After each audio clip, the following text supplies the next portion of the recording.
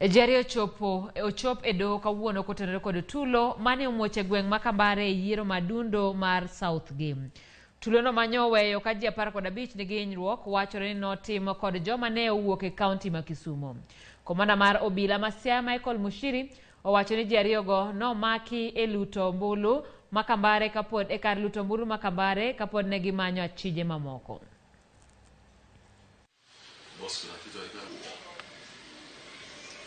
It's regrettable what happened yesterday because we had 7 motor vehicles being stoned at a single polling station, Kawuore. Out of 41 polling stations, we had 7 people that were seriously injured. They are being attended to at Mbodo Sub-County Hospital.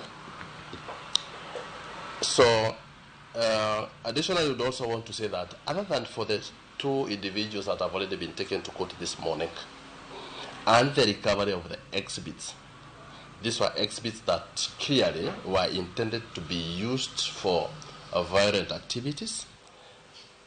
We expect to have more arrests and give a very firm commitment that any of the individuals that would want to distort the law, interfere with an important exercise that, as this, will be dealt with very, very firmly.